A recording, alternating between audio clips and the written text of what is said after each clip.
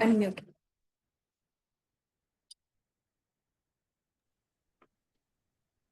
हाँ जी। आत्मा वंदन मैम। आपको भी बहुत दिन देखने के बाद, बहुत दिन से देखने के बाद आज अच्छा लग रहा है।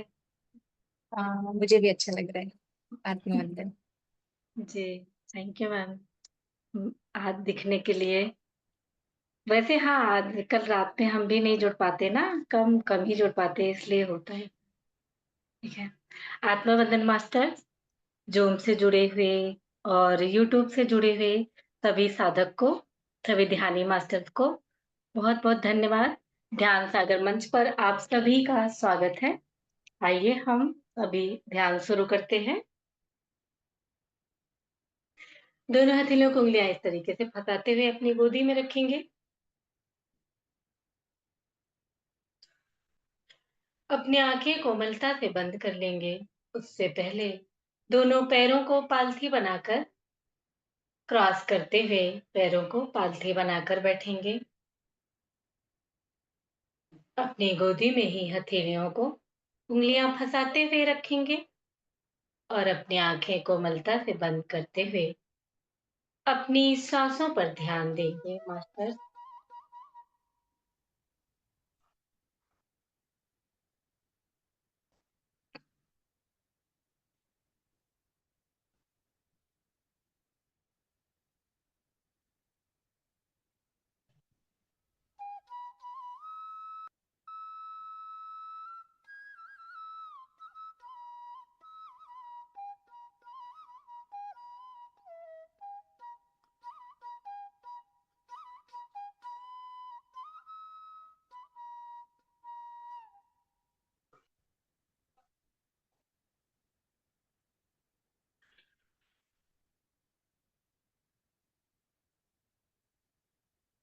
अपना पूरा ध्यान अपनी सांसों पर देंगे दोस्तों।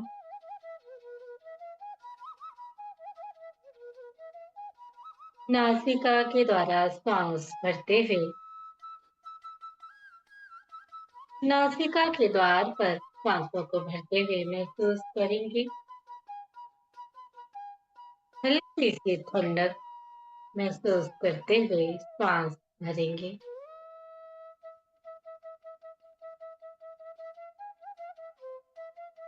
सांस छोड़ते हुए हल्की सी गर्माहट महसूस करेंगे नासिका के दरवाजे पर।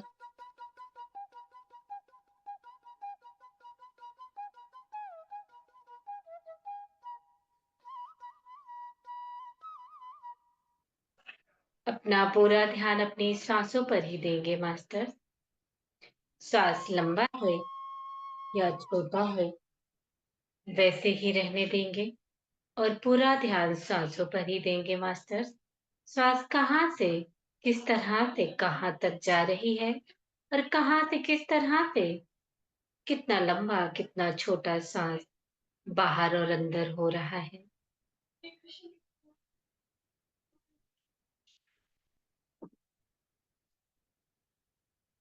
प्रत्यक्ष रूप में अपनी सांसों को ही देखेंगे मास्टर।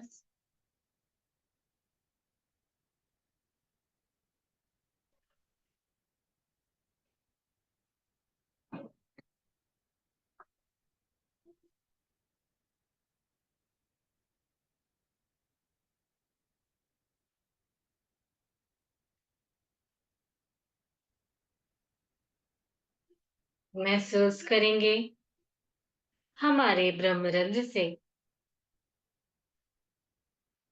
हर कलर की एनर्जी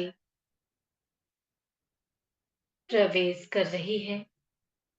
हमारे अंदर ब्रह्मरंध्र के द्वारा रंग बिरंगी एनर्जी, हर कलर की एनर्जी हमारे अंदर प्रवेश कर रही है।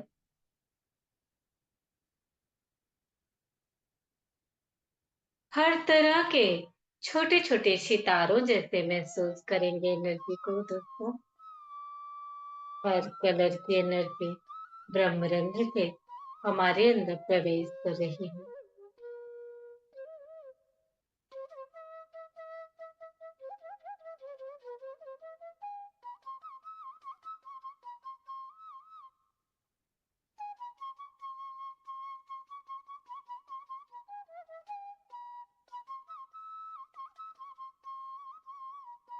ब्रह्मरंध्र में एनर्जी को महसूस करेंगे। गोल्डन कलर की एनर्जी, सिल्वर कलर की, रेड कलर की, ऑरेंज कलर की, ग्रीन कलर की, बैंगनी कलर की,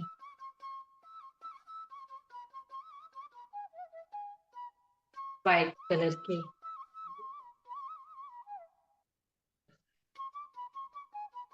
जामुनी कलर की,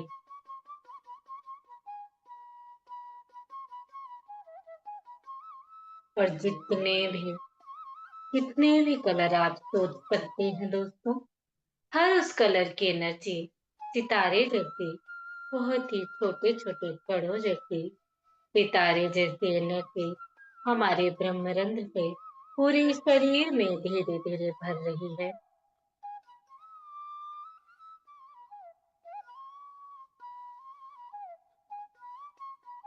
हमारे शरीर का हर रोम रोम मानो खिड़की है।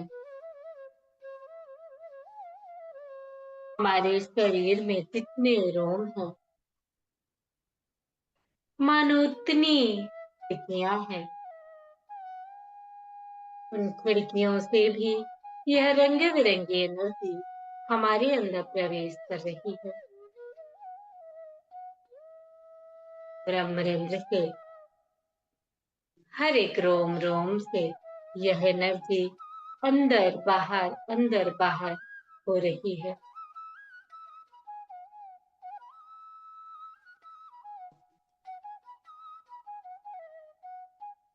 हम एनर्जी के मध्य में एक सार हो चुके हैं दोस्तों।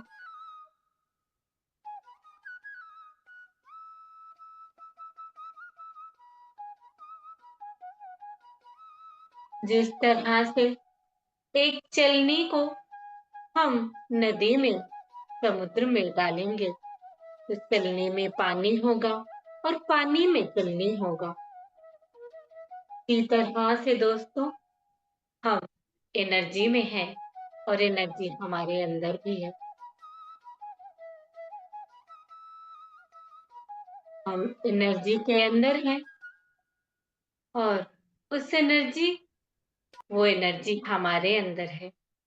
एक सार है, वह एनर्जी एक सार है, अंदर भी है, बाहर भी है।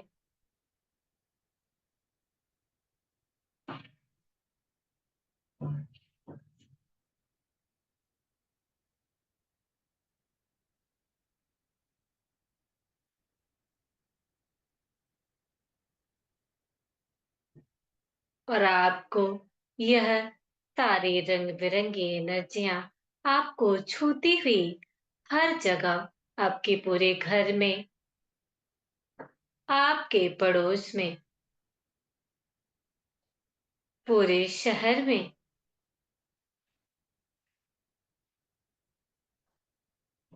पूरे देश में,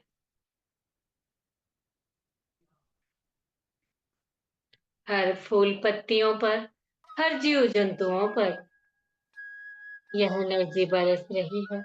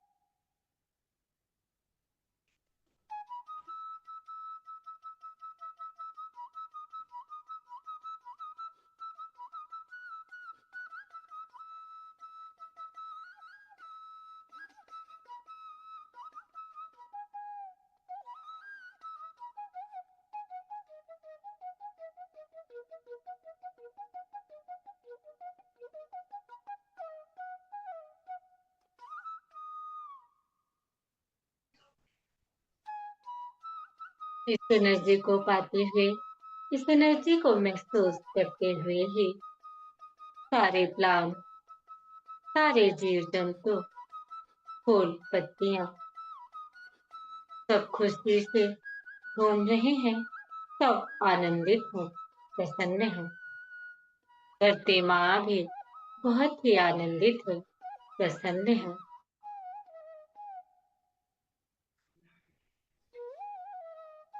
जितने भी ध्यानी साधक हैं, हर उन साधक पर प्रसन्न है धरती माँ।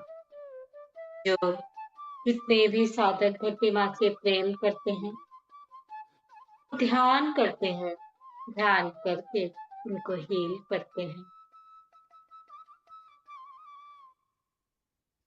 उन सभी से माँ बहुत प्रसन्न है।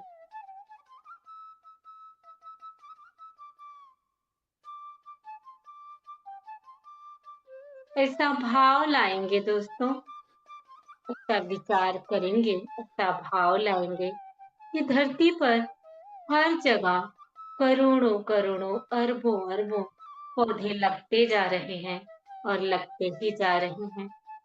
धरती धरती माँ माँ वसुंधरा पूरी हरी भरी हो चुकी है।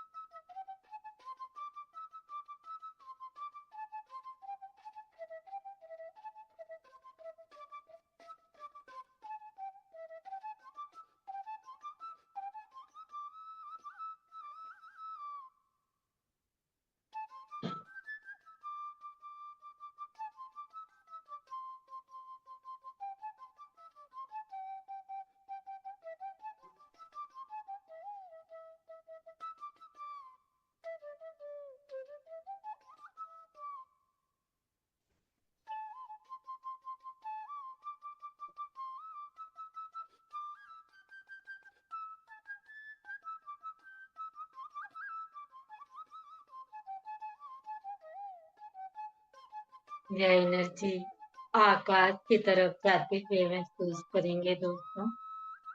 यह हर तरह की, हर कलर की एनर्जी आकाश, धरती, पाताल हर जगह फैली हुई है।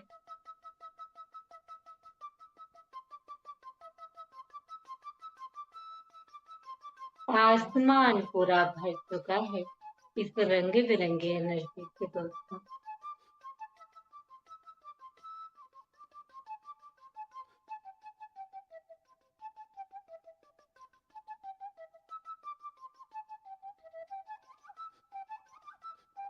और आसमान पूरा भरते हुए इस एनर्जी से वापस हमारे ही ऊपर, धरती माँ के ऊपर, पेड़ पौधों पर ये एनर्जी आसमान से भी धरती पर बरस रही है दोस्तों।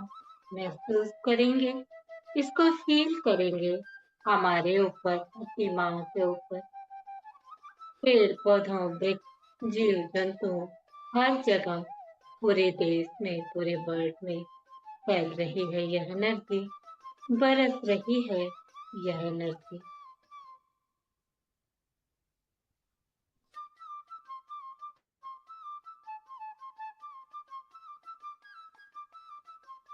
यह रंग बिरंगी एनर्जी का वास्तव में मतलब ये है दोस्तों कि हमारे इस देश में, इस दुनिया में खुशियां भी हैं, आनंद भी है, अध्यात्म भी है। हर जो एक इंसान में, हर वो भाव जो एक इंसान में, एक जीव में होना चाहिए, इस रंग बिरंगे एनर्जी का अर्थ यही है दोस्तों।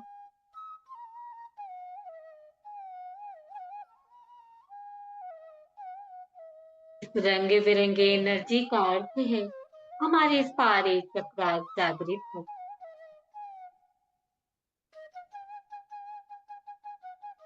और वो गुण है जो श्री राम में है, जो श्री कृष्ण में है।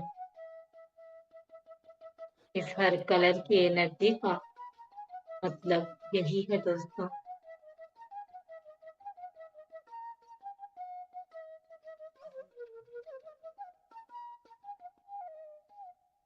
जो गुण सीता माँ में है, निष्ठान, शालीनता,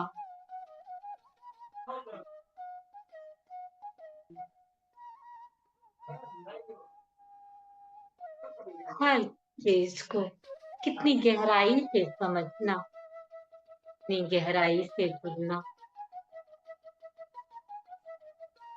ना प्रेम करना।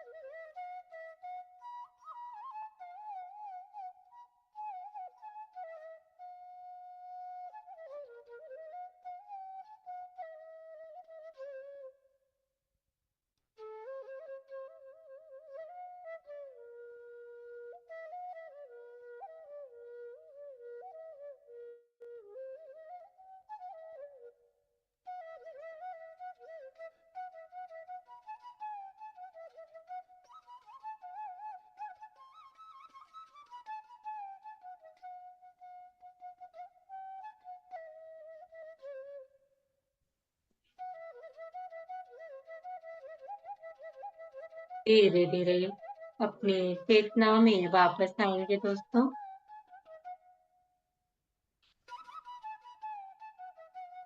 धीरे धीरे अपनी चेतना में वापस आएंगे दोस्तों।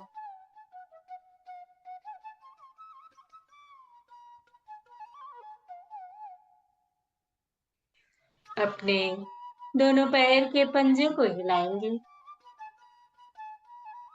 दोनों हथेलियों की उंगलियों को हिलाएंगे। दोनों हथेलियों को खोलते हुए दोनों हथेलियां अपने चेहरे पर, आंखों पर रखेंगे। 5, 4, 3, 2, 1। धीरे धीरे अपनी आंखों को अपनी हथेलियों में ही खोलेंगे, बंद करेंगे, खोलेंगे, बंद करेंगे दोस्तों।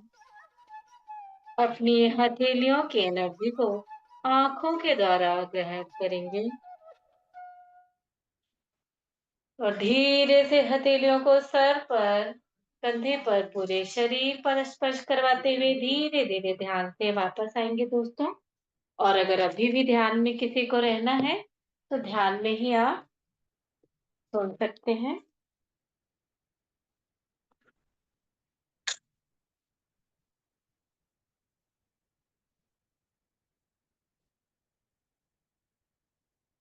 आज है सोमा की कहानी। जैसा कि आप सभी ने इसके पहले सुन रखा है, सोमा कौन थी आप सभी को पता होगा।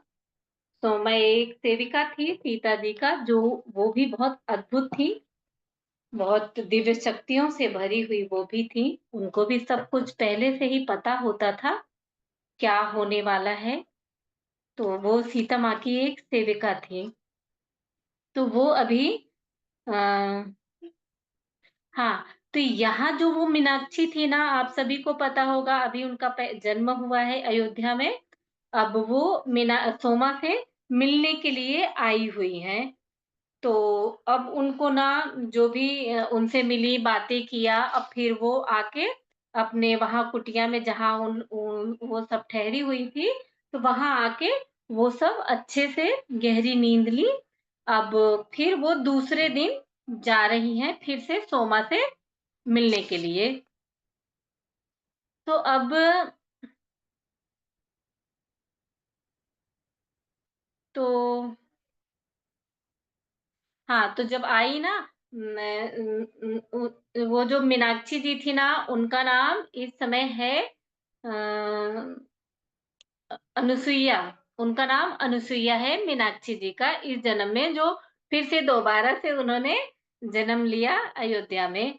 तो वो आई, उनकी जब कुटिया में पहुंची सोमा के, तो वो उन्होंने उनका आभार व्यक्त करने के लिए उनके पैर छूने की कोशिश की, पर उन्होंने उनका हाथ पकड़ लिया। बोली बोली कि सोमा ने बोला कि अरे नहीं नहीं, उसने मेरे हाथों को अपने हाथों में लेते हुए और प्यार से मेरी आंखों में देखते हुए कहा, तुम्हारे लिए मैं सोमा हूँ और हमेशा रहूंगी, आपके लिए भी।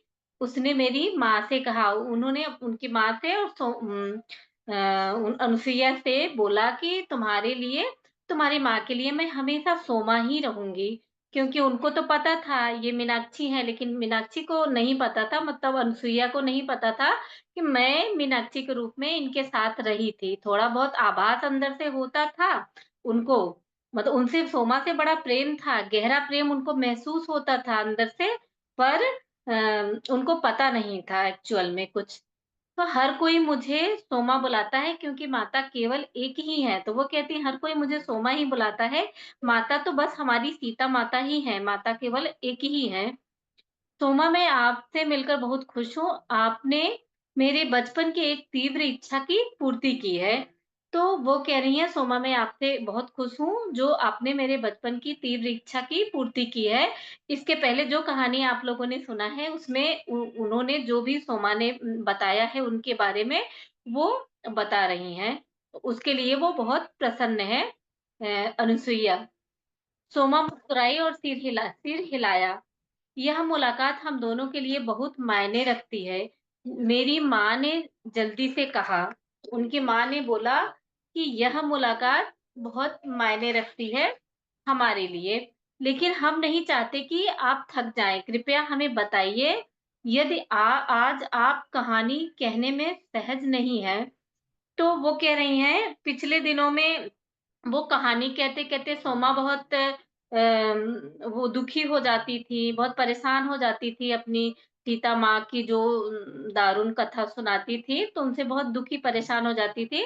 तो वही वो कह रही हैं कि आज अगर आप समर्थ नहीं हैं कहानी बताने में, तो मैं आपको परेशान नहीं करना चाहती हूँ। मैं और किस लिए यहाँ हूँ? तो वो कह रही है मैं किस लिए हूँ यहाँ? मैं यही उनकी कहानियाँ ही तो बताने के लिए हूँ, क्योंकि उनकी सच्चाई में एक्चुअल में कहानी थी क्या, किसी को पता नहीं है, बहुत थोड़ा-सा आधा-अधूरा ही पता है। जो मैं सारी बातें जानती हूँ, उसी के लिए मैं यहाँ पे हूँ, सारी कहानियाँ बताने के लिए। केवल ये कहानियाँ सुनाने के लिए तो हूँ। जब मैं यहाँ नहीं होंगी, ये किसको पता होगा? तब कुछ लोगों को पता होगा कि हमारी माता वास्तव में क्या है। तो कह रही है कुछ ही लोगों को पता होगा, यहाँ मैं हूँ तो बहुत लोगों को बता सकती हूँ। उसकी आवाज़ भर आई और वह फिर से मौन में चली गई।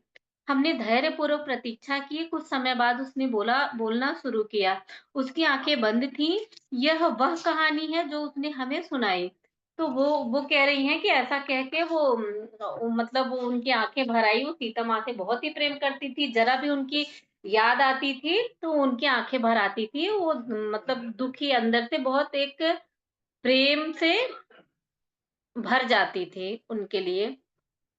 ऋषि अत्रि ने तब वो अब कहानी बताना शुरू करती हैं। फिर वो ध्यान में चली जाती हैं, थोड़ा-सा दुखी होती हैं, थोड़ी देर शांत रहती हैं।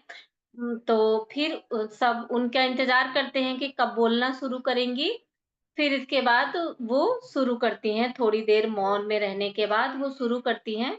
ऋषि अत्रि और अनुसुईया ने श्री राम और माता से अनुरोध किया।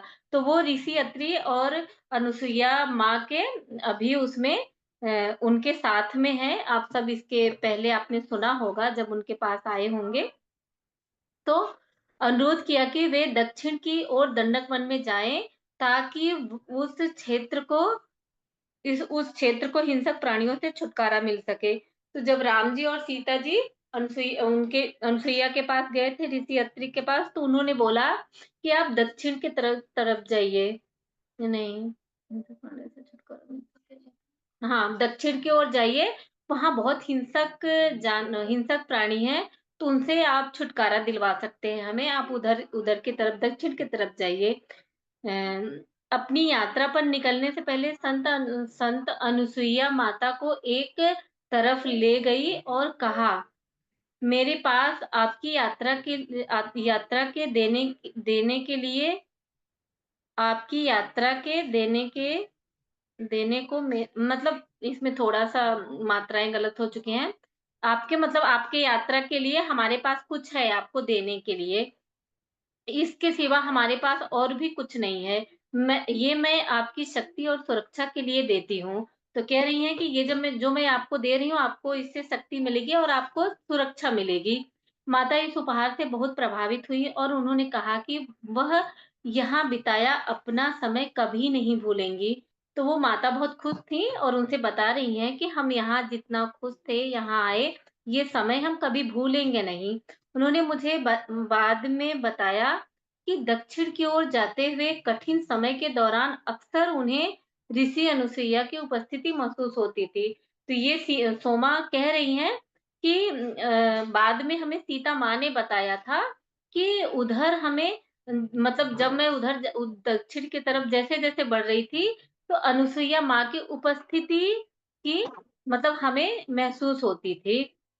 तो वे वर्षों तक राक्षसों से लड़ते रहे और कृषि कौशल विकसित करने में समुदायों की मदद करते रहे।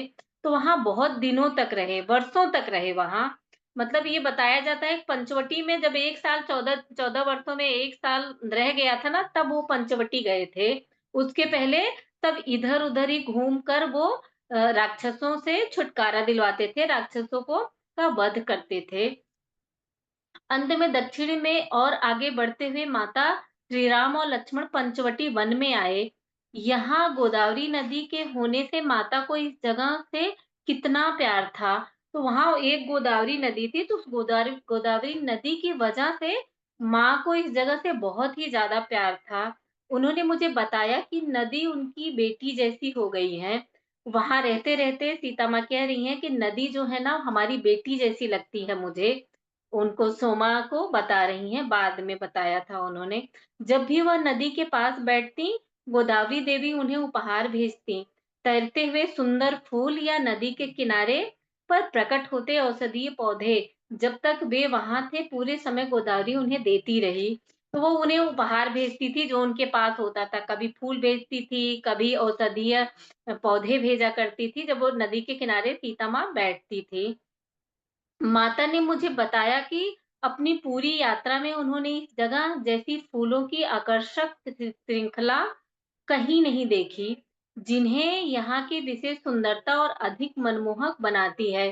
तो वो सोमा को बता रही हैं कि यहाँ जैसी आकर्षक फूल हमने कभी कहीं देखा ही नहीं था और इतने मनमोहक उसके मधुर, सुंदर और इतने मतलब उसके क्या उसकी खुशबू इतनी अच्छी थी, मनमोहक थी। भूमि फलों और प्रचुर मात्रा में खाद्य पदार्थों से समृद्ध थी और पानी, नदियाँ, स्रोत, झीलें हर जगह था। फिर भी बाहरी सौंदर्य के बावजूद यहाँ कुछ तो अनुचित था।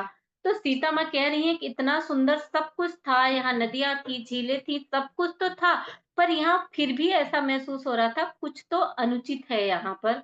माता माता और श्री राम दोनों को यहाँ आते ही इसका आभास हो गया था। दोनों को यह महसूस हो गया था कि सब कुछ अच्छा होने के बावजूद भी यहाँ कुछ तो अनुचित है। यह उनके कुटिया बनाने और व्यवस्थित होने के अधिक दिनों की बात नहीं है, जब यहाँ यहाँ के ऋषियों ने उन्हें उस अराजकता के बारे में बताया जो नियंत्रण से बाहर हो रही थी। तो जब ये रामचंद्र जी सीता माँ सब पंचवटी में जब आए ना, तो उसी समय थोड़ी दिन के बाद ऋषि मुनि सब उनके पास आए। एक दिन कई ऋषि उनका स्वागत करने के लिए आए और उनसे अपना दुःख साझा किया। श्री राम ने ध्यान से सुना। तो वो सब सारी बातें अब बता रहे हैं कि यहाँ क्या है, कैसे है। उन्होंने बताया बताया था कि यह क्षेत्र लंका के राजा रावण के लिए विशेष महत्व रखता है। उसके सेनापतियों ने इस क्षेत्र को अपनी छावनी बना लिया था और वे कई स्थानीय संसाधनों का उपयोग करने के लिए कह रहे थे। किसी के शिकायत करने पर आसपास के सभी गांवों को पीड़ा झेलनी पड़ती थी। तो वो वहां के जो रहने वाले सब थे, तो वो अगर किसी से शिकायत करते थे, किसी से मदद माँगते थे ना, तो वो रावण के गुप्तचरों के द्वारा पता चल जाता था, तो उनको पीड़ा झेलनी पड़ती थी। उनको वहाँ के लोगों को बहुत परेशान करते थे, नदियाँ सुखा देते थे, ऐसी-ऐसी चीज़ें कर देते थे। तो वही राम जी से बता रहे हैं। रावण के लोग अपना अधिकार बनाए रखने के लिए पूरी की पूरी नदियाँ सुखा देते हैं और पूरे क्षेत्र को बिना पानी के छोड़ देते हैं। उन्होंने पंचवटी को अपना केंद्र बनाया था, जहाँ से उत्तर में घुसपैठ के प्रयास के साथ क्षेत्र का विस्तार अ, करने की योजना थी। करने की योजना थी, तो हम उनकी छावनी में आ गए हैं, है ना? श्री राम मुस्कुराते हुए बोले। तो उन्होंने बोला कि मतलब वो इतने डर के, घबरा के ऋषि मुनि सब बता रहे थे कि हम सब मतलब आप यहाँ आए हो, यहाँ ऐसा-ऐसा हो रहा है। तो श्री रामचंद्र जी मुस्कुराते हुए बोले कि अच्छा तो हम उनकी छावनी में आ गए हैं। हमें सावधान रहना होगा। तो वो बोलते हैं ऋषि मुनि सब बोलते हैं कि हमें सावधान रहना होगा यहाँ पर। क्या वह अब इतना शक्तिशाली हो गया है कि आप सभी ऋषि उससे डरते हैं? माता ने आश्चर्य से पूछा। सीता माता ने आश्चर्य से इसलिए पूछा कि उन्होंने जब बचपन में रावण को देखा था, रावण एक बार आए थे राजा जनक से शिव धनुष माँगने के लिए। तो उन्होंने राजा जनक ने उनको बहुत अच्छे से मना किया था, अभी इसके बाद पता चलेगा। तो उन्हें बचपन के मिथिला में हुई एक घटना से रावण की स्मृति थी। जब वह एक बार उनके पिता के पास महादेव का धनुष माँगने आया था। तो सीता माँ कह रही हैं कि उनको मतलब उनको एक स्मृति थी बचपन की जब वो रावण मेरे पिताजी से धनुष माँगने आया था शिव जी का। लेकिन वह तब इतना शक्तिशाली नहीं था, उसे अपमानित होकर लौटना पड़ा था। तो वो उसी इसीलिए वो यहाँ आश्चर्य हो रही हैं कि अच्छा वो इतना शक्तिशाली हो गया है कि आप सब ऋषि मुनि भी उससे इतना डर रहे हैं। तो क्या उसे हराने के लिए मंत्रों का प्रयोग नहीं किया जा सकता? तो सीता माँ पूछ रही हैं, क्या उसे हराने के लिए मंत्रों का उपयोग नहीं किया जा सकता?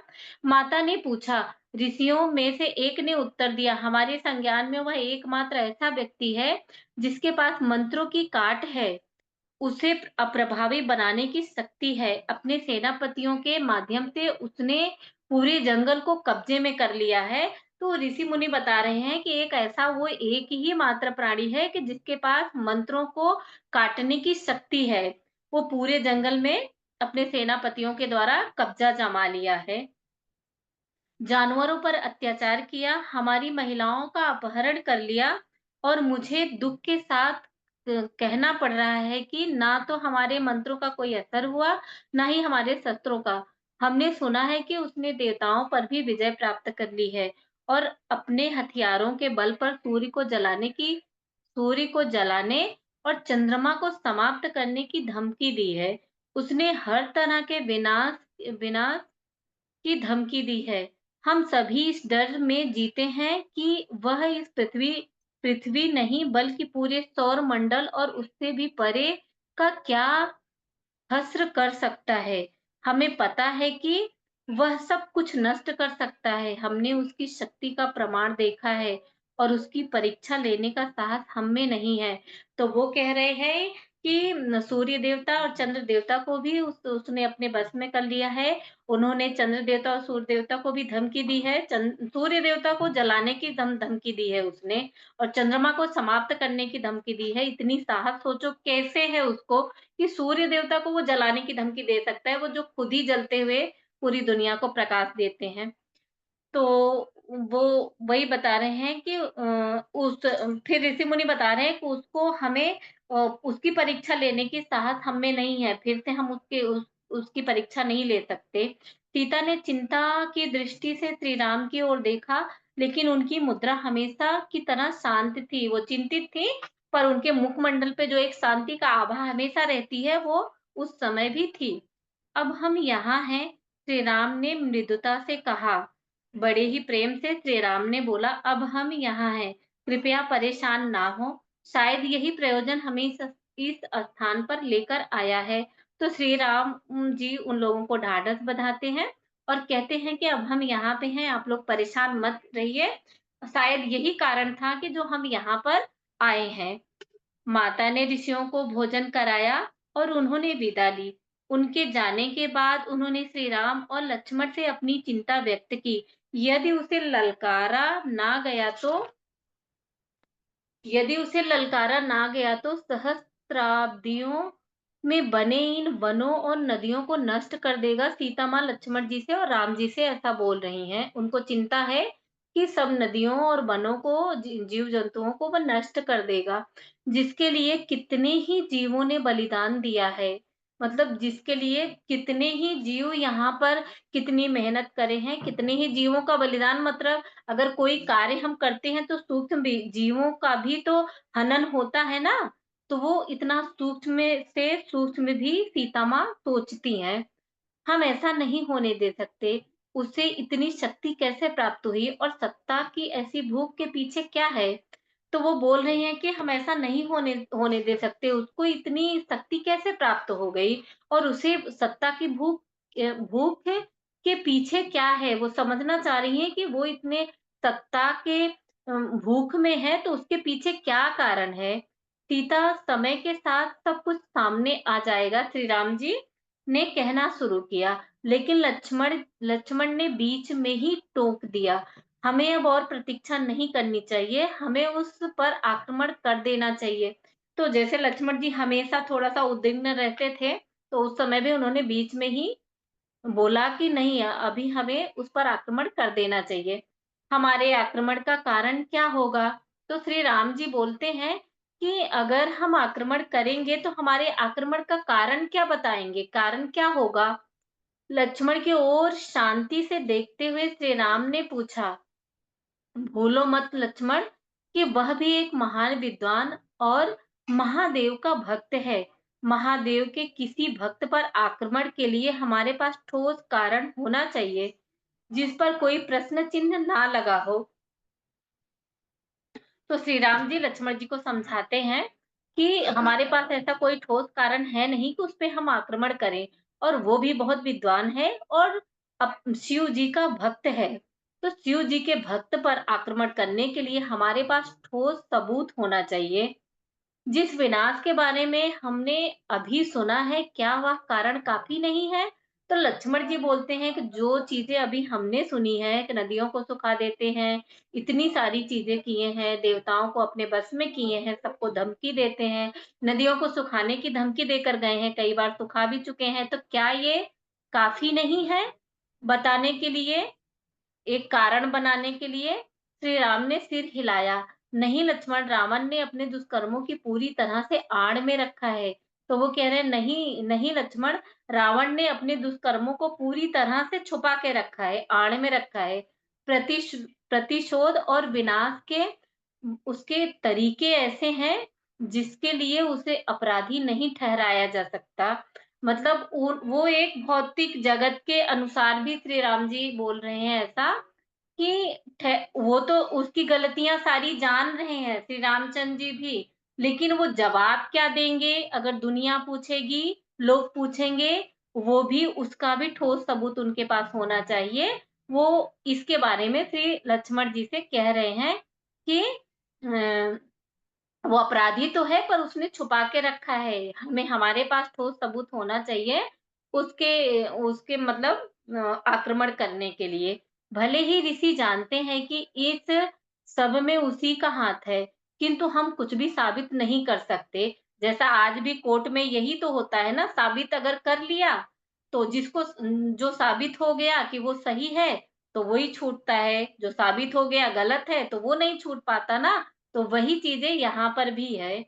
हमारे पास ऐसे टकराव का कोई स्पष्ट कारण नहीं है, जो अति हिंसात्मक होगा और जिसमें पृथ्वी के संतुलन और सामंजस्य के घोर विनाश के साथ भारी संहार भी होगा, बल्कि हमें उसके हथियारों के प्रकोप की जानकारी भी नहीं है या उनके विरोध में अपने की भी, यदि हम उन्हें छोड़ते हैं तो।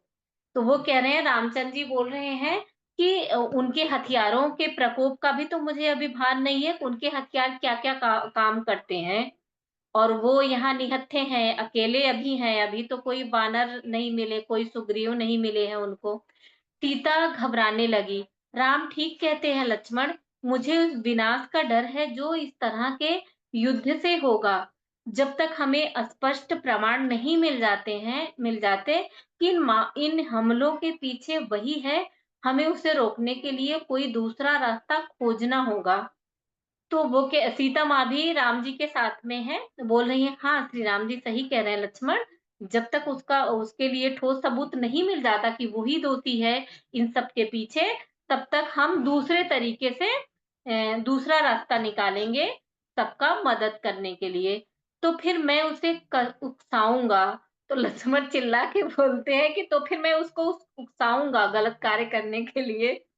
मैं उसे छाया से बाहर निकालूँगा ताकि सभी को पता चले कि पृथ्वी को प्रताड़ित करने के इस प्रयास के पीछे कौन है। तो लक्ष्मण जी तो जैसे उद्विग्न रहते थे हमेशा, तो वो गलत के पीछे वो हमेशा उछल जाते थे ना कि गलत है तो नहीं ऐसा होना चाहिए। और रामचंद्र जी हमेशा शांत रहते थे, शांत दिमाग से, शांत भाव से हर चीज़ हल करते थे। शांत हो जाओ लक्ष्मण, राम जी बोलते हैं, समय के साथ हमारा मार्ग स्वयं प्रकट हो जाएगा। श्री राम ने स्वभावतः अपनी शांत मुद्रा और मृदु स्वर में उत्तर दिया। भले ही रावण ने आकाशीय प्राणियों पर नियंत्रण प्राप्त कर लिया हो, लेकिन कोई भी यहाँ तक कि वह भी कारण और प्रभाव के नियम को रोक नहीं सकता। तो राम जी बता रहे हैं लक्ष्मण को कि भले ही उसने अपनी सारी गलतियों को छुपा के रखा है, लेकिन उसका जो प्रभाव होता है, जो प्रकृति का नियम है कि जो गलत करेगा, जैसा करेगा वैसा ही भरेगा, तो वो उसको रावण उसको नहीं रोक सकता, भले ही उसने अपनी सारी गलतियों को छुपा के रखा है। उसने जो क्षति की है, उसका दंड उसे भुगतना होगा। वह अपना विनाश स्वयं करेगा। वह अब स्वयं खुद के विनाश के बीज बो रहा है। तो वो राम जी कह रहे हैं ये सब जो सारे कार्य वो कर रहा है, वो अपना बीज अपने विनाश का बीज स्वयं ही बो रहा है। वो स्वयं ही कारण होगा अपने विनाश का। अगले दिन से राम, माता और लक्ष्मण ऋषि अगस्त्य और उनकी पत्नी ऋषि लोपामुद्रा से मिलने गए, जिनका आश्रम गोदावरी नदी के किनारे से बहुत दूर नहीं था। ऋषि लोपामुद्रा एक महान दार्शनिक और भजनों की लेखिका थी। साथ ही उनके पास अदृश्य लोकों की असाधारण आध्यात्मिक शक्तियां भी थी। वह असुरों से लड़ने में पारंगत थी, जो अक्सर अंधेरी व अनदेखी दुनिया में आते जाते थे।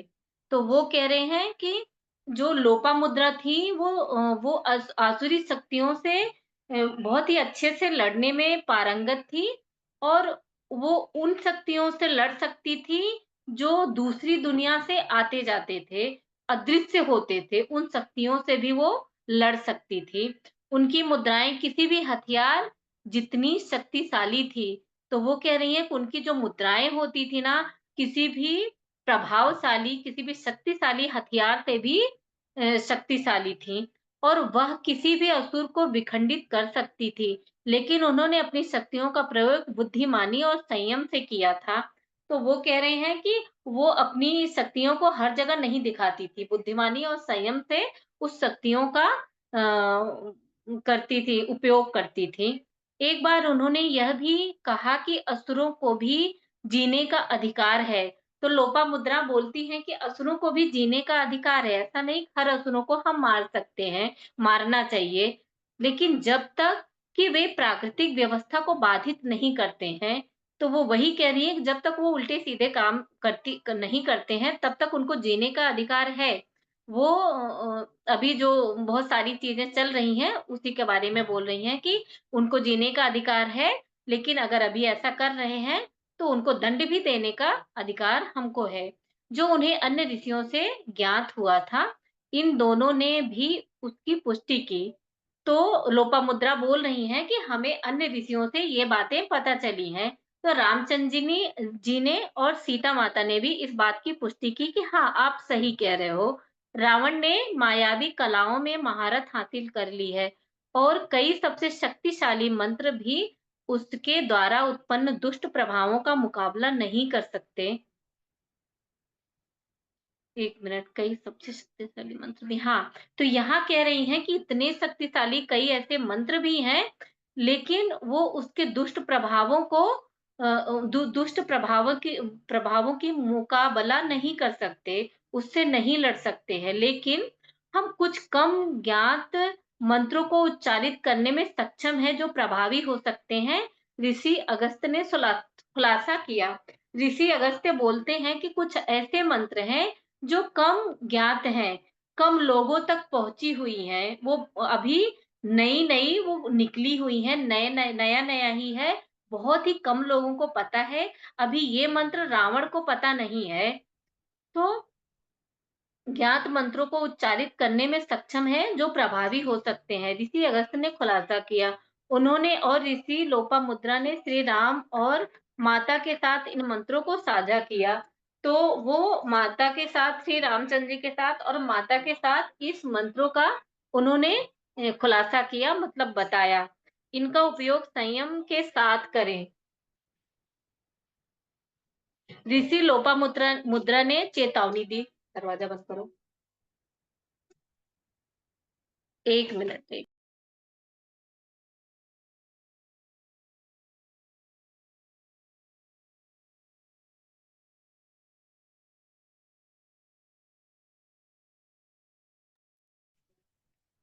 Sorry master.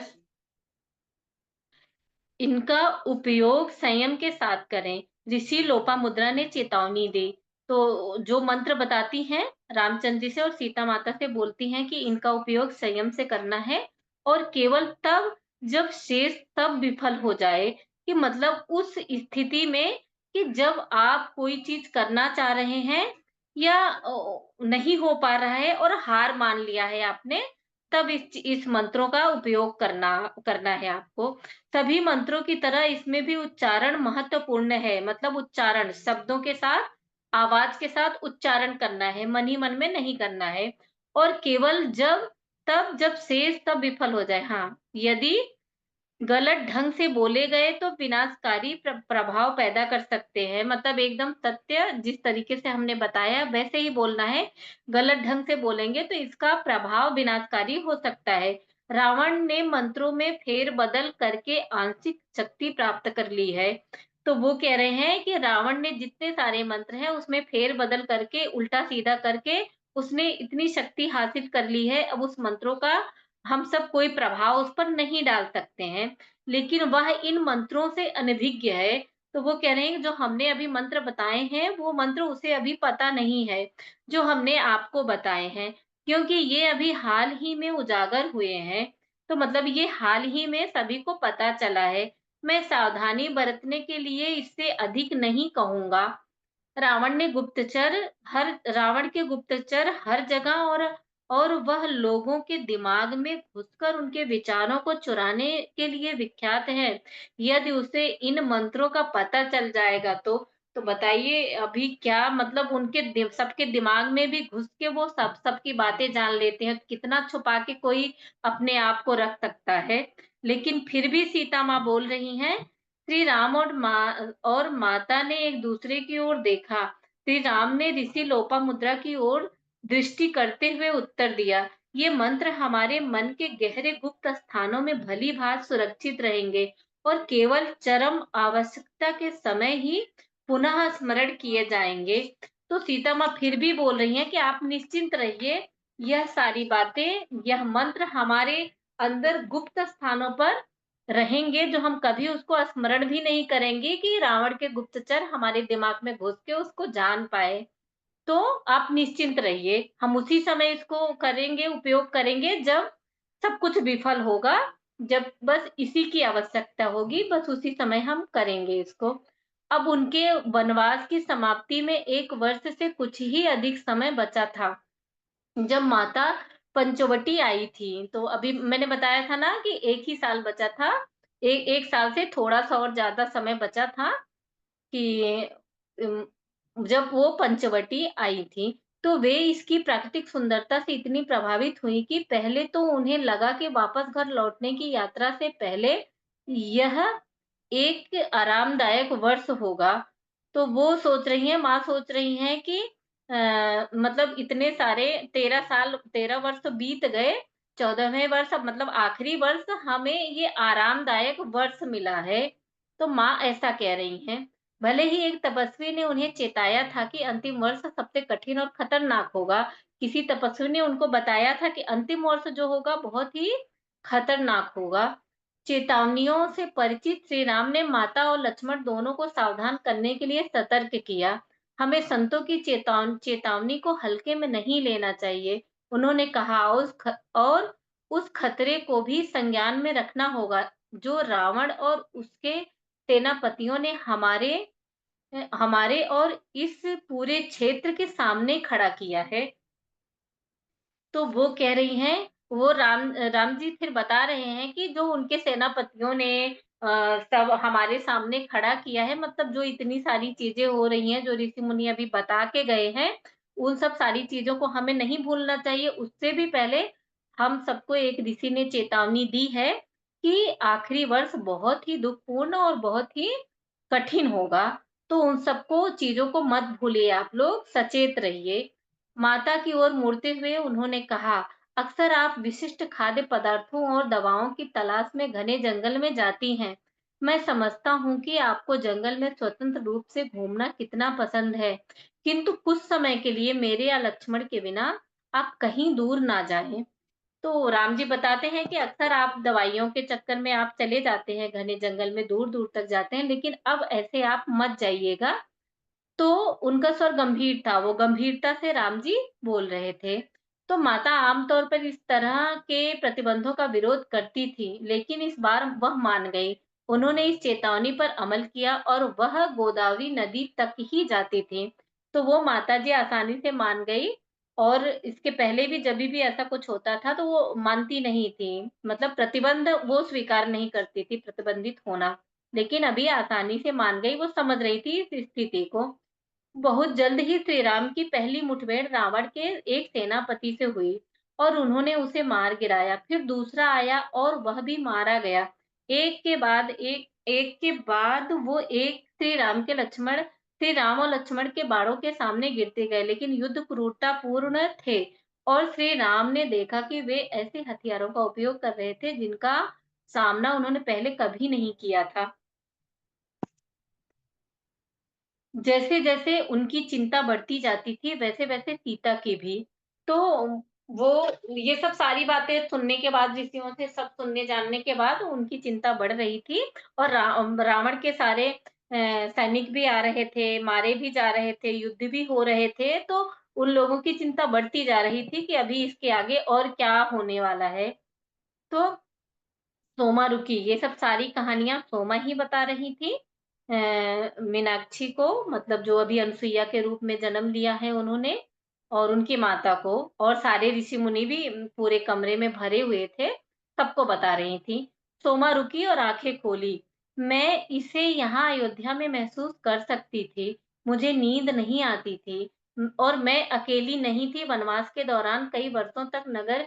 हाँ, यहाँ एक ऐसी एक छोटी-सी कहानी है, जैसे कि जब सीता माँ चली जाती है ना राम जी के साथ में, तो नगर के वासियों ने सीता माँ को देखा भी नहीं था किसी ने, क्योंकि पहले भी वही पर्दा प्रथा थी कि बहुओं को घर से बाहर नहीं जाने दिया जाता था। तो सीता माँ को भी किसी ने ऐसा सबने नहीं देखा होता था, सभी ने नहीं देखा था। तो लेकिन फिर भी इतना प्रेम था उनके लिए कि वो एक बार जहाँ सीता माँ ने नहाया होगा जाके, सुबह के समय, भोर के समय वो नहाने जाती थी चुपके से, घर वालों से छुप-छुपा के नहाने जाती थी, क्योंकि नदियों से उनको बहुत ही स्नेह था, प्रकृति से बहुत ही प्रेम था उनको। उनके जन्म की बातें, मतलब जब वो बचपन की बातें आप सबने सुनी है, वो प्रकृति से कितना लगाव रखती थी। इसलिए जब अयोध्या में आई तो कई बार चोरी छुप के वो अपनी दासियों के साथ गई थी।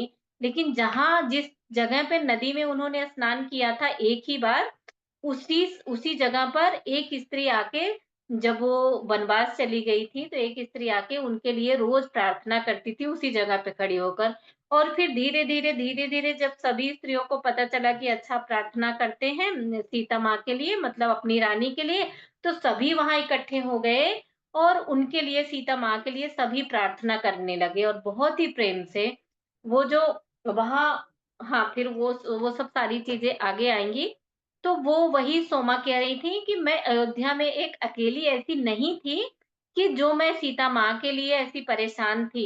अयोध्या में बहुत सारी स्त्रियाँ थी जो नदियों में जाके स्नान करते हुए उनके लिए प्रार्थना करती थी और सीता माँ की अलग से भजन बना-बनाकर, बहुत ही सुंदर-सुंदर भजन बनाकर सीता माँ के लिए गाया करती थी।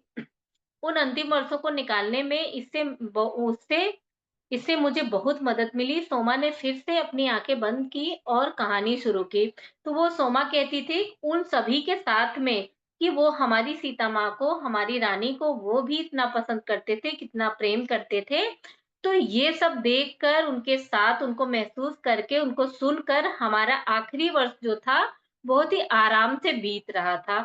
रावण के सेनापति फिर सोमा ने अपना कहना शुरू किया, वापस ध्यान से बाहर आकर। रावण ने सेनापतियों के मारे जाने से पंचवटी में माहौल रावण के सेनापतियों के मारे जाने से पंचवटी में माहौल तनावपूर्ण हो गया। माता ने वन प्राणियों, पौधों और वर्षा के माध्यम से प्रकृति में कई व्यवधान महसूस किए। तो वो कह रही हैं सीता माँ ने प्रकृति में कई व्यवधान महसूस किए वहां पंचवटी में रहकर। परिवर्तन बेमौसमी था। इस व्यवधानों से उन्हें प्राकृतिक संसार तक पहुंच पहुंच बनाने में कठिनाई हुई। जो पक्षी आमतौर पर उनके इर्द-गिर्द घूमते थे, अब छिपे रहते थे। पहले सॉरी पहले जब वो नदी में स्नान करती थी, मछलियाँ उनके हाथ में आ जाती थी। लेकिन अब ज़्यादातर वे नदारद थीं। गोदावरी जिससे गोदावरी देवी गोदावरी देवी से इसका कारण पूछने पर नदी ने बताया कि रावण के आदमी फिर से नदियों को सुखा देने की धमकी देकर गए थे और नदी के जीव भी वन प्राणियों की तरह भयभीत हो गए थे। डर ने पूरे क्षेत्र को अपनी गिरफ्त में ले लिया था। तो सीता माँ कह रही हैं, जब मैं नहाने जाती थी तो मेरे हाथ में मछलियां आ जाती थी, लेकिन अब सब मेरे जान जाते ही वो सब डर डर के भाग जाते हैं। माता समझ नहीं पा रही थी कि ऐसी स्थिति में वह कैसे मदद कर सकती हैं और तभी रावण की बहन शूर्पणखा आ गई। माता को नहीं पता था कि मुश्किलें बढ़ाने के लिए रावण ने शूर्पणखा को भेजा था या वह अपनी मर्जी से आई थी। कारण जो भी हो, पंचवटी में उसके आगमन ने कई आश्रमों में विवाद उत्पन्न कर दिया था, क्योंकि वह एक सुंदर रूप धारण करती थी और अपने आकर्षक और छलावे से युवकों को बहका लेती थी। कुछ आश्रमों में जाने पर माता और श्री राम के सुनने में आया कि अत्यंत होनहार शिष्यों को एक आकर्षक स्त्री द्वारा बहकाया गया, जो बाद में उन्हें दुख में छोड़कर चली जाती थी। तो वो जो सुपर्णखा थी ना, तो एक बहुत सुंदर सी स्त्री का वेश धारण करती थी और सबसे बताती थी कि हम एक महान ऋषि की पुत्री हैं। इन कहानियों ने लक्ष्मण को बेचैन कर दिया और उनकी नींद उड़ गई। तो ये सब सारी कहानियाँ जो सुपर्णखा थी ना, तो लक्ष्मण जी बहुत गुस्से में होते थे, बहुत क्रोधित होते, तो बहुत बेचैन हो गए थे कि ऐसा होता है, तो किस-किस को विनाश की तरफ ले जाती होगी।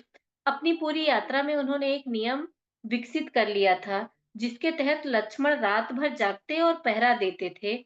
श्री राम और माता भोर होते ही जाग उठते थे और उस समय लक्ष्मण कुटिया में आराम करने जाते थे और वे दोनों स्नान और ध्यान करते थे और फिर माता सुबह का भोजन तैयार करती थी। तो ऐसे बता रहे हैं कि लक्ष्मण जी ने एक नियम बनाया था, रात भर वो जागते थे, रामचंद्र जी और सीता माँ सोती थे और सुबह भोर में ही वो दोनों उठ जाते थे, रामचंद्र जी और सीता जी, और लक्ष्मण जी फिर आराम करने जाते थे। लक्ष्मण को अधिक नींद की जरूरत नहीं थी, केवल कुछ घंटे। लेकिन पंचवटी पहुंचने के बाद से वह शायद ही सो पाए थे। तो पंचवटी पहुंचने के बाद वो कभी सो नहीं पाए थे लक्ष्मण जी, जिसका असर उसके विवेक पर पड़ने लगा था, उसके विवेक पर मतलब उसके शांति पर, दिमाग पर पड़ने लगा था। इसका माता के दिल पर भारी बोझ था। तो एक सीता माँ तो माँ ही है पहले से ही, तो वो इस बात से दुखी हो रही थी कि लक्ष्मण जी का मतलब थोड़ा-सा कुछ असर पड़ रहा है उनके विवेक पर, तो वो उस बात से दुखी हो रही थी। उन्होंने हर तरह के उपाय किए, लेकिन कोई फ़ायदा नहीं हुआ। एक सुबह वह एक प्रबल इरादे के साथ उठी कि नदी के दूसरी ओर उन्हें सही पौधा मिलेगा, जो उनकी झोपड़ी से कुछ ही दूरी पर था। सुबह भोजन के बाद जब लक्ष्मण सोने की कोशिश कर रहे थे और श्री राम पास के एक गांव की देखभाल के कार्य से गए थे, उन्होंने अकेले ही जाने का फैसला किया। उन्होंने सोचा कि दूरी बहुत अधिक नहीं है और वह बहुत आगे नहीं जाएंगी। माता नदी के पास पहुंची और सोचने लगी कि इसे पार कैसे करूं। तो वो एक बार जब लक्ष्मण जी का आराम का टाइम था और श्री रामचंद्र जी के पास श्री रामचंद्र जी को पास के गांव में जाना था किसी काम से। तो सीता माँ ने सोचा कि अब तो मैं अकेले चली जाती हूँ, लक्ष्मण जी को मैं नहीं ले जा सकती, क्योंकि उनके आराम का टाइम है और रामचंद्र जी वहां जा रहे हैं, तो वो सोच रही हैं कि ज्यादा दूर नहीं है तो मैं अकेले चली जाती हूँ। तभी उनकी बेटी गोदावरी ने एक स्थान की ओर इशारा किया, जहां उनके चलने लायक पर्याप्त उथलापन था। उन्होंने नदी पार करके पौधों की तलाश शुरू की। गोदावरी ने फिर हस्तक्षेप किया और अपनी एक सहायक नदी का मार्ग दिखाया, जहां वह पौधा बहुतायत में उगता था जिसकी उन्हें तलाश थी। तो गोदावरी नदी हमेशा माँ की सहायता करती थी, तो वो इशारा करती थी कि यहाँ है वो पौधा, आप रास्ता भी बना देती थी जाने के लिए। माता जलधारा के साथ-साथ उस पौधे की तलाश में गहरे जंगल में चली गई। उनकी तलाश सफल हुई। जब उस उथली जलधारा के किनारे पर वह मिल गया जिसे वह ढूंढ रही थी, टोकरी भरकर पौधे एकत्र करने के बाद माता ने घर की ओर चलना शुरू किया।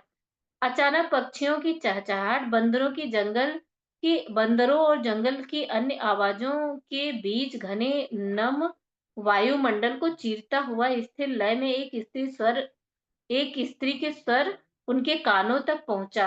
मंत्र जाप की ध्वनि में एक लालसा, लगभग दर्द भरा रोदन था, जिसने माता को पुकारा। वह आवाज का पीछा करने से स्वयं को रोक नहीं सकी। वह एक छोटी सी टूटी फूटी झोपड़ी के पास पहुंची, जिसे मरम्मत की सख्त जरूरत थी। बाहर एक युवती फूलों से सुसज्जित पार्वती माँ की मूर्ति के सामने बैठी थी। युवती दिल चीरने वाले शोकपूर्ण स्वर में पार्वती माँ के सामने गा रही थी। उदासी में बुनी पवित्र आवाज इतनी दर्द भरी थी कि सीता माँ की आंखों में आंसू आ गए।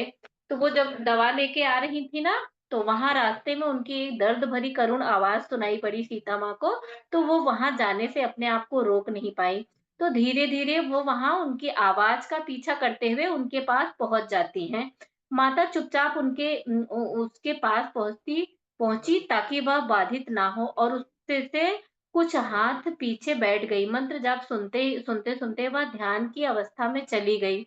अचानक मंत्र जाप थम गया। एक धीमा करुणामयी रुदन माता को उनके ध्यान से बाहर ले आया। युवती उठी और भय से उनकी ओर देखने लगी। वह कदम पीछे हटाने लगी। माता ने तुरंत प्रतिक्रिया दी।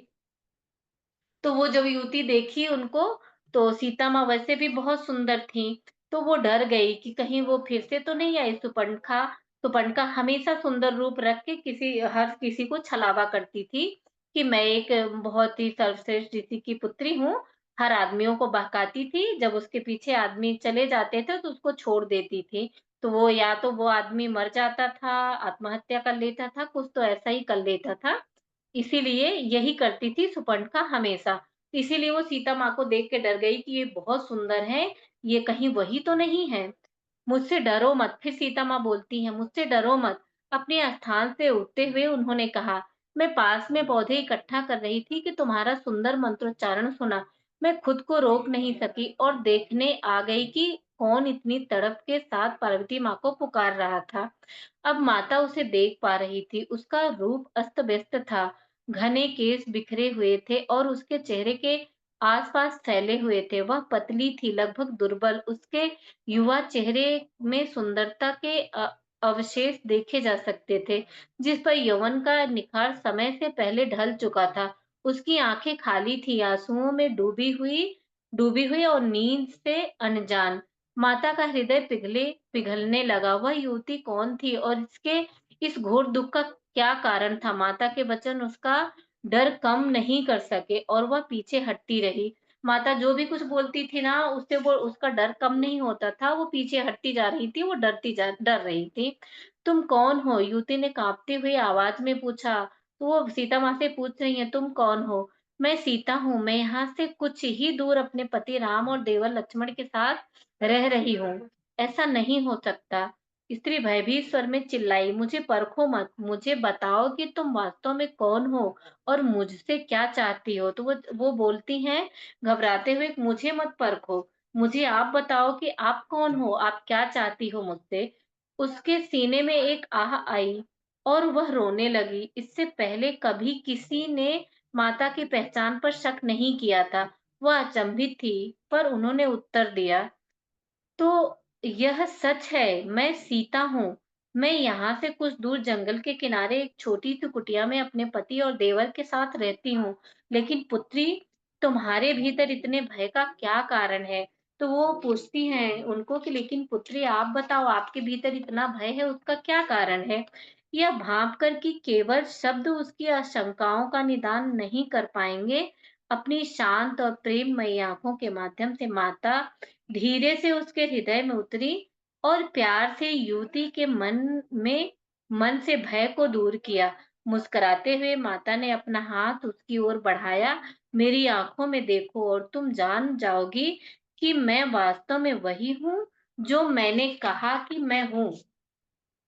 तो वो कह रही हैं कि मेरी आँखों में देखो ना तब मुझे पहचान पाओगी कि मैं कौन हूँ, जो मैं कह रही हूँ वास्तव में मैं वही हूँ। उसने अपने आँसू को पोंछे और कुछ झिझक के साथ माता की आँखों में देखा। उन प्यारी आँखों में जिनकी गहराई में देखने पर कोई भी आश्वासित हो जाता है, तो उनको समझ में आ गया जब उनकी आँखों में देखा। हाँ, ये आँखों में ये हम सभी भी जानते हैं कि अगर ध्यान से किसी किसी की आँखों में देखते हैं, तो उस आँखों में सच्चाई दिखती है, सच्चाई दिखता है या वो जैसा होता है, उसकी आँखों में उसका स्वभाव दिखता है। ये हम सब भी कभी-कभी देख पाते हैं।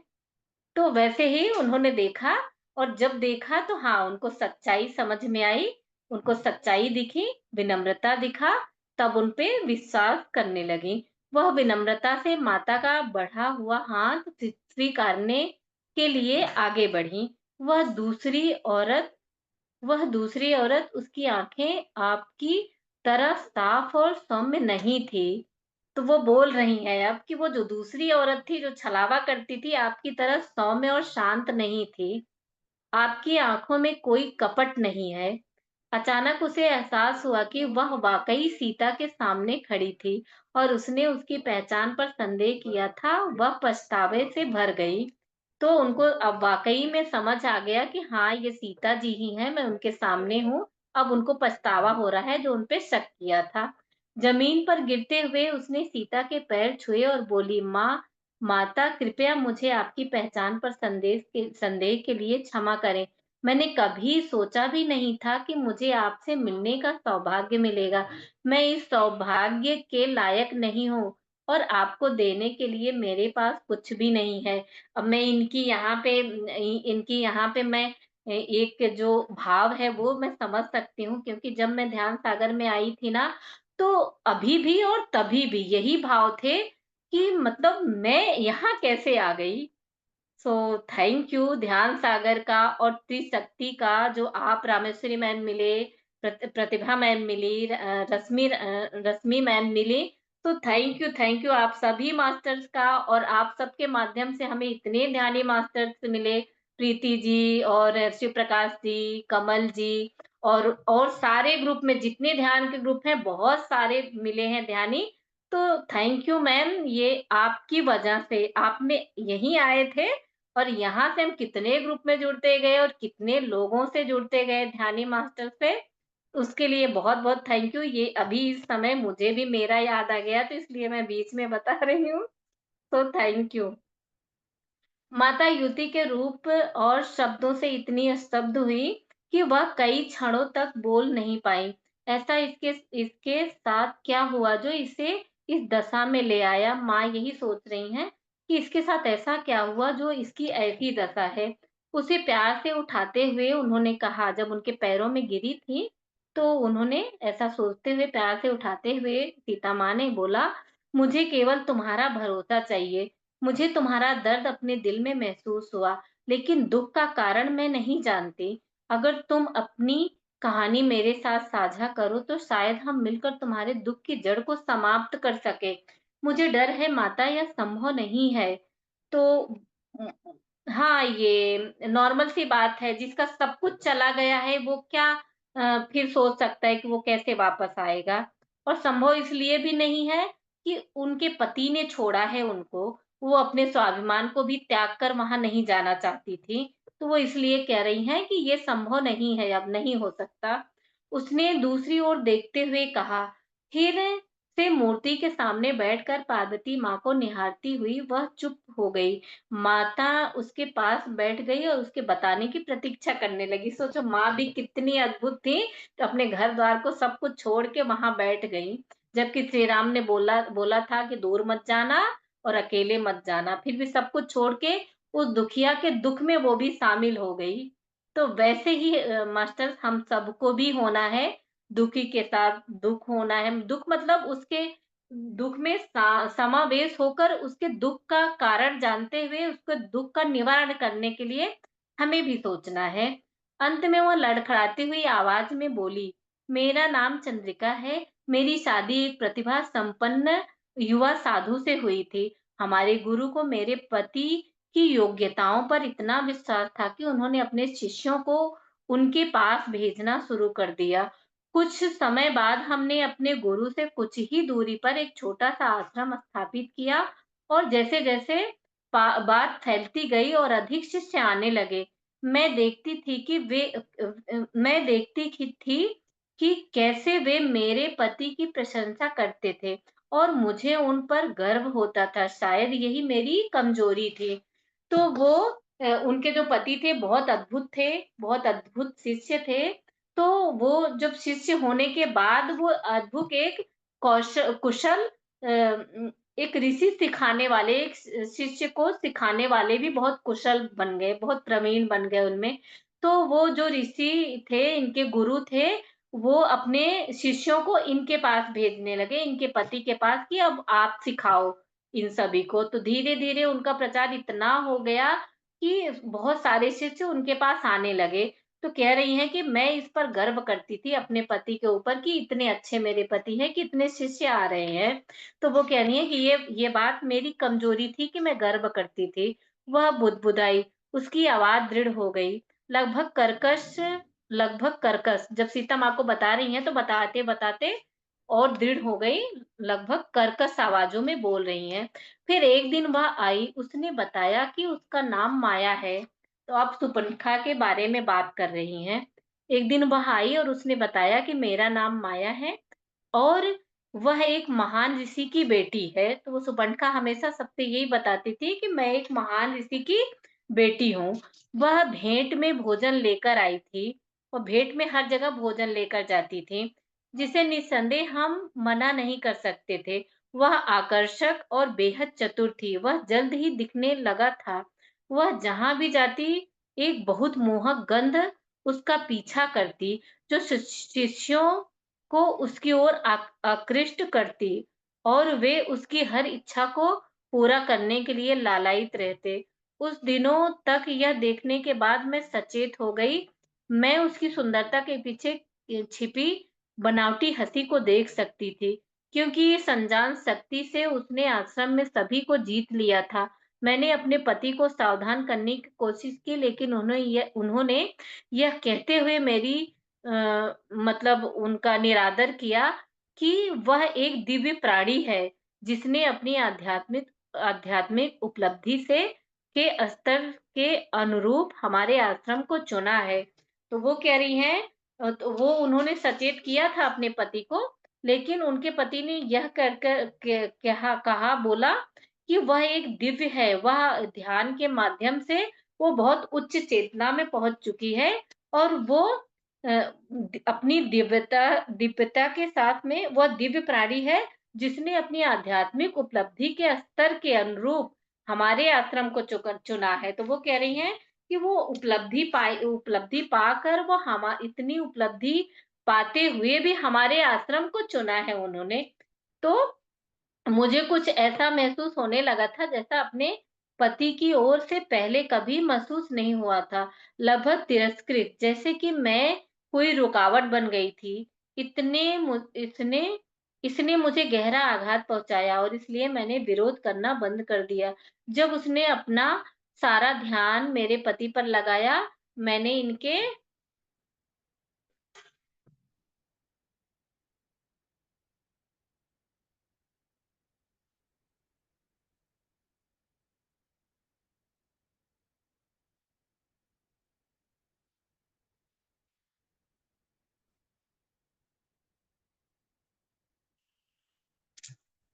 1 मिनट में मैं देखती हूँ।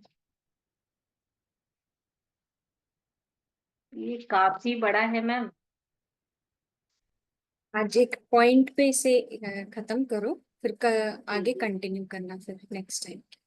हाँ जी, ये काफ़ी बड़ा है, मैंने भी ध्यान नहीं दिया, मैं इसमें ज़्यादा ही घुस गई थी, तो ठीक है, अभी यहीं ख़त्म करते हैं ना?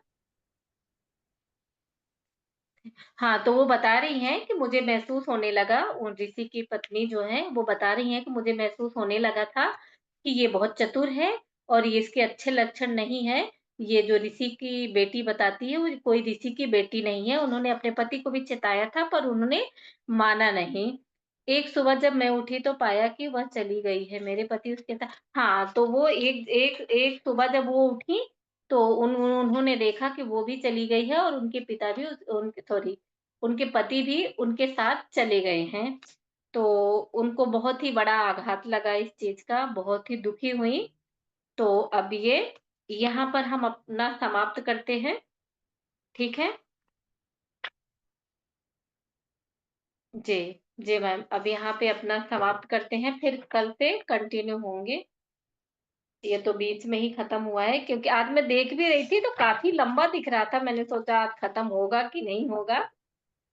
तो मंडे को आप ले लेना वापस इसी का आगे का हाँ, हाँ। कंटिन्यूशन। जी, जी। जी, थैंक यू रागिनी जी। और रागिनी जी को मैं सुनते आ रही हूँ, पहले भी सुना, मैंने बोला है कई बार, इनका इनोसेंस है। छोटा बच्चा स्टोरी बता रहा है ना, मुझे वही फीलिंग आती है आपको देखकर। तो बहुत बहुत धन्यवाद आपका। जी। Thank you ma'am, thank you. जी Shiv Prakash ji. Thank you ma'am.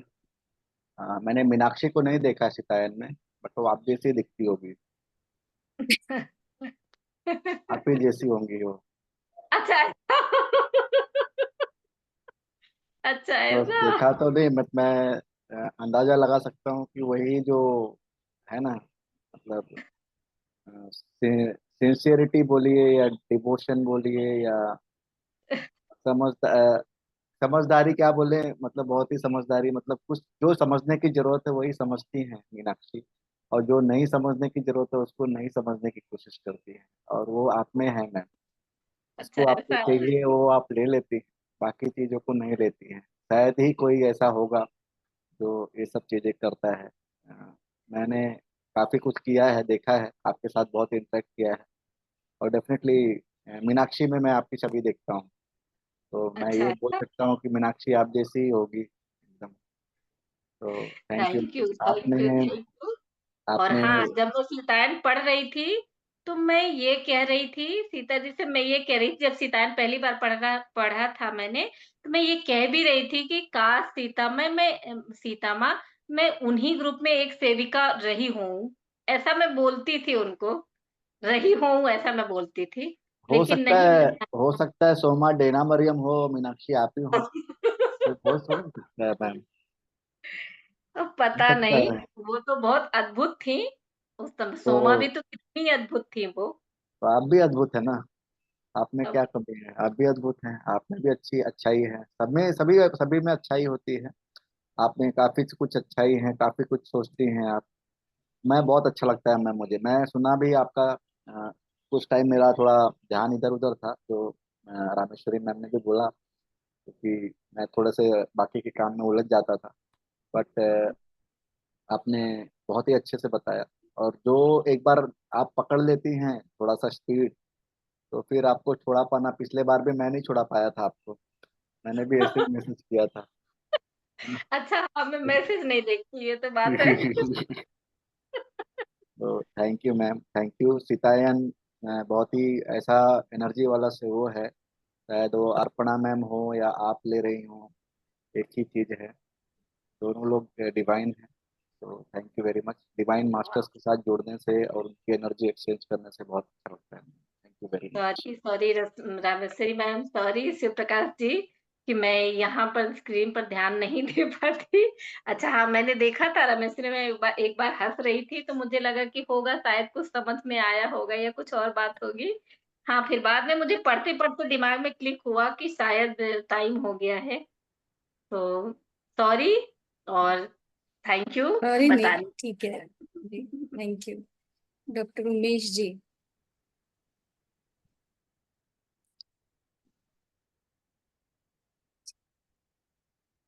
बहुत थैंक यू अच्छा विवेक राजनीति जी। में, बहुत अच्छा हो गया, एक नई स्टोरी सुनने को मिल रही है। और जैसा शिव कुमार जी कह रहे हैं, वास्तव में राजनीति जी में बड़ी इनोसेंस कहानी सुनाती है, और बोल्ड एक्शन के साथ में। और कहानी नहीं, जब मेडिटेशन कराती है तब भी बड़ी इमोशनल एंड डिवोशन के साथ कराती है। हुँ, thank you thank thank you. You आप सभी को कि आप सब हमको इतने मतलब गहराई से सोच रहे हैं, हमको मतलब देख रहे हैं। हमने नहीं देखा है इतनी गहराई से अपने को।